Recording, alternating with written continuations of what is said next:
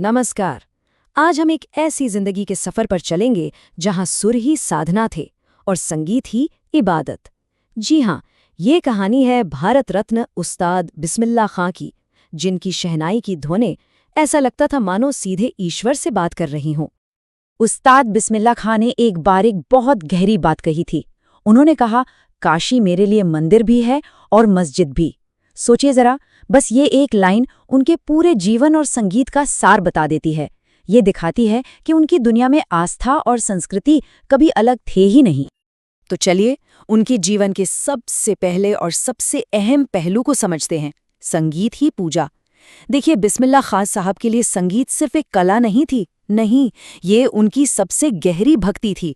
उनकी शहनाई, वो तो बस प्रार्थना का एक जरिया थी, और सुर ही उनके लिए ईश्वर थे। तो उनकी कहानी शुरू होती है बिहार के डुमरांव में, एक ऐसे परिवार में जहां संगीत मानो हवा में घुला हुआ था। बचपन से ही कानों में शहनाई के सुर पड़ रहे थे, और फिर महज 5-6 साल की उम्र में वो अपने चाचा से तालीम लेने के लिए काशी आ गए। मतलब ऐसा लगता है कि किस्मत ने पहले से ही तय कर रखा था कि उनका रास्ता संगीत से होकर ही गुजरेगा। और यहीं से कहानी पहुंचती है काशी। काशी सिर्फ उनका घर नहीं था, ये उनके संगीत की आत्मा थी, वो जगह जहां उनके संगीत को असल में रूह मिली। तो सवाल ये है कि उनकी प्रेरणा आती कहाँ से थी? किसी बंद कमरे से? बिल्कुल नहीं। वो तो काशी के कण कण से संगीत चुनते थे। चाहे वो बालाजी मंदिर का नौबत खाना हो, जहां वो घंटों रियाज करते थे, या फिर गंगा के बहते पानी की आवाज, और हाँ, बनारस की उन जिंदा दिल गलियों की रोजमर्रा की आवाजें भी। अब बात करते हैं उनकी साधना की। देखिए, उनका रियाज सिर्फ मेहनत नहीं थी, वो एक साधना थी, एक तपस्या। हर सुर एक प्रार्थना की तरह था और हर धुन एक इबादत। और यही वो अटूट लगन थी जिसने उनके संगीत को वो गहराई दी जो आज भी सीधे रूह में उतर जाती है। उनके संगीत की सबसे खास बात जानते हैं क्या थी?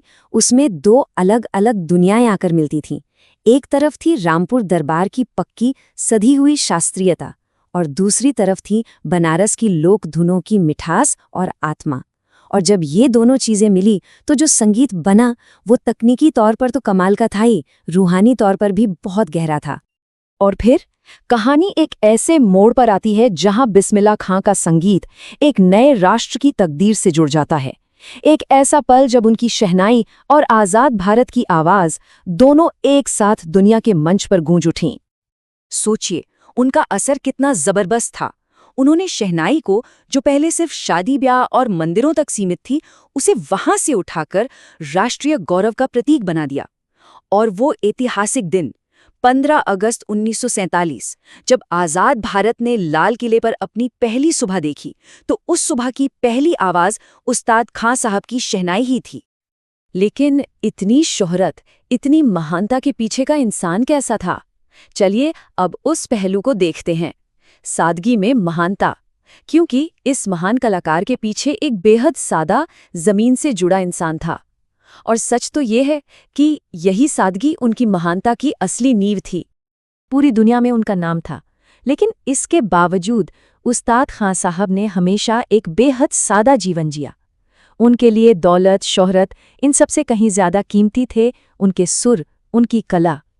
वो बनारस और गंगा से कुछ ऐसे जुड़े थे कि जब भी विदेश जाते, उन्हें वहां अच्छा ही नहीं लगता था।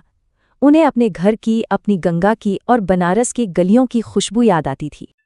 तो कहानी अब अपने अंतिम पड़ाव पर है, और यहाँ हम देखते हैं कि उनकी विरासत क्या है। उनकी विरासत है संस्कृतियों का संगम।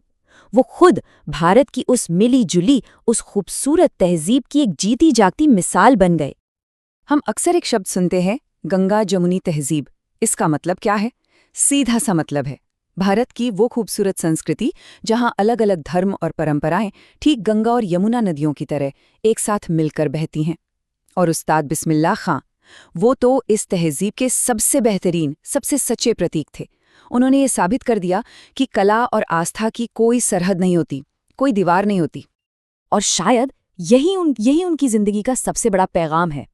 उनका पूरा जीवन हमें यही सिखाता है कि सच्ची कला जो होती है ना, वो धर्म, जाति या सरहदों को नहीं मानती।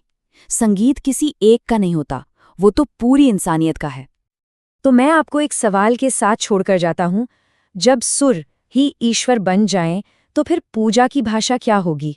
ये एक ऐसा सवाल है जो हमें कला, आध्यात्म और इंसानियत के उस गहरे रिश्ते पर सोचने के लिए मजबूर करता है। वो रिश्ता जिसे उस्ताद बिस्मिल्लाह खां ने अपनी पूरी जिंदगी जिया।